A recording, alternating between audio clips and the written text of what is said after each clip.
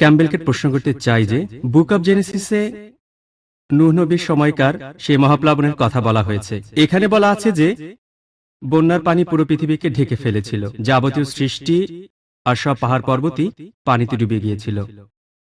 আরও আছে যে পৃথিবীর সবচেয়ে উঁচু পাহাড়টা ডুবে গিয়েছিল, আর সেটা ছিল 15 কিউবিট। আরবিতে সেটা হলো 15 ফিট, অর্থাৎ কদম।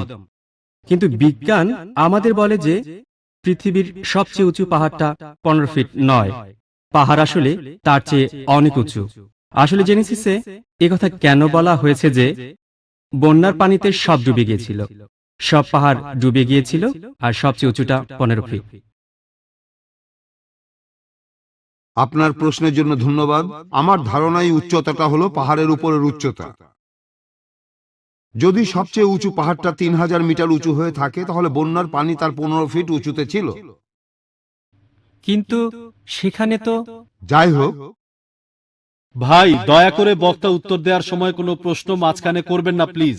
আপনি আপনার প্রশ্নটা করে থেমে যান, তারপর বক্তাকে ওনার মতো করে প্রশ্নের উত্তরটা দিতে দেন।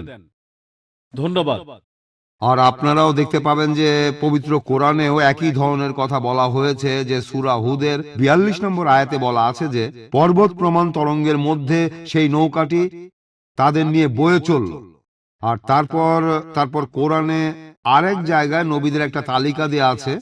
নূহের আগে কোনো নবী আসেননি, আর তাই অবশ্য আমরা জানি আদমও নবী হতে পারেন, তবে নূহের নামটাও তালিকায় আছে। আর আমার ধারণা কোরআনেও একই কথা বলা হয়েছে যে পুরো পৃথিবী ডুবে গিয়েছিল। ডক্টর উইলিয়াম ক্যাম্বেল নূহ আলাইহিস সালাম সম্পর্কে বললেন, আমি এখানে বাইবেল সম্পর্কে আলোচনা করব একমত হয়ে আর কোরআনের সাথে ভিন্ন মত হয়ে। আর তারপর জানি আলহামদুলিল্লাহ কোরআন এই পরীক্ষায় পাশ করবে। আর যদি ডক্টর উইলিয়াম ক্যাম্বেলের কথা মেনে নিই, ধরেন মেনে নিলাম যে উনি ঠিক, যে বন্যার পানি ছিল পাহাড়ের 15 ফিট উপরে, কিন্তু বুক অব জেনেসিস বলছে 7 নম্বর অধ্যায়ের 19-20 অনুচ্ছেদে আছে যে পুরো পৃথিবী বন্যার পানিতে ডুবে গিয়েছিল। আর এরপরে প্রত্নতাত্ত্বিক নিদর্শনগুলো থেকে জানতে পারি নূহ আলাইহিস সালামের সময়টাকে বিজ্ঞানীরা হিসেব করে বের করেছেন। এই সময়টা খ্রিস্টপূর্ব 22 শতক থেকে 21 শতকের মধ্যে। আজকের প্রত্নতাত্ত্বিক নিদর্শনগুলো থেকে জানতে পারি যে ব্যাবিলনের 3য় রাজবংশের সম্রাটরা আর মিশরের একাদশ রাজবংশের ফারাওরা খ্রিস্টপূর্ব 22 শতক আর 21 শতক রাজত্ব করেছে, আর সেখানে কোনো বন্যা হয়নি, মহাপ্লাবন হয়নি। আজকের প্রত্নতাত্ত্বিক নিদর্শন বলে যে এটা অসম্ভব। খ্রিস্টপূর্ব 22 শতক থেকে 21 শতকের মহাপ্লাবনে পুরো পৃথিবী ডুবে গিয়েছিল। কোরআন এখানে কি বলছে? কোরআন কি বলছে? 1 নম্বর পয়েন্ট, কোরআনে কোনো সময়ের উল্লেখ নেই। এটা কি খ্রিস্টপূর্ব 21 শতক নাকি 50 শতক, এমন কোনো উল্লেখ নেই। 2 নম্বর পয়েন্ট, কোরআনে কোথাও বলা হয়নি যে পৃথিবী পানিতে ডুবে গিয়েছিল।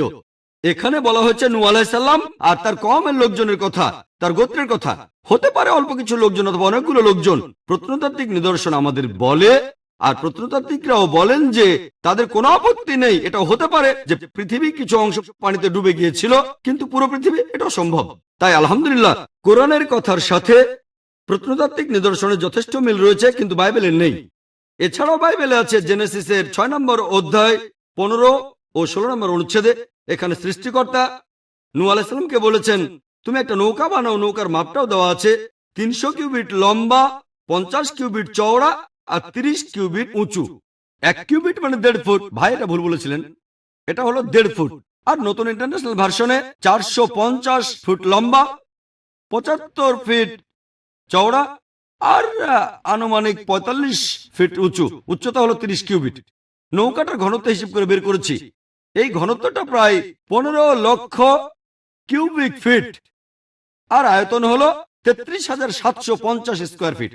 আর বাইবেল বলছে নৌকায় 3 তলা ছিল, 1 তলা 2 তলা 3 তলা, তাহলে 3 দিয়ে গুণ করলে পাবেন 1,01,250 স্কোয়ার ফিট। এটা হলো আয়তন। চিন্তা করেন, পৃথিবীর প্রত্যেকটা প্রাণীর এক জোড়া করে সেই নৌকায় উঠেছিল, যেটার আয়তন 1,01,250 স্কোয়ার ফিট। চিন্তা করেন, এটা কি সম্ভব? পৃথিবীতে লক্ষ লক্ষ প্রাণী আছে।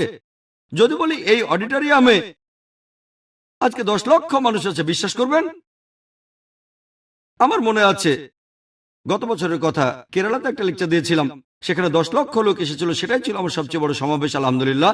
10 লক্ষ মানুষ। আমি মানুষজনের শেষ দেখি না, সেটা কোনো অডিটোরিয়ামে হয়নি, হয়েছিল একটা বড় বিচে। সবাইকে দেখতে পাচ্ছিলাম না, শুধু সামনের কয়েকজনকে দেখেছিলাম, সেখানে 10 লক্ষ মানুষ ছিল।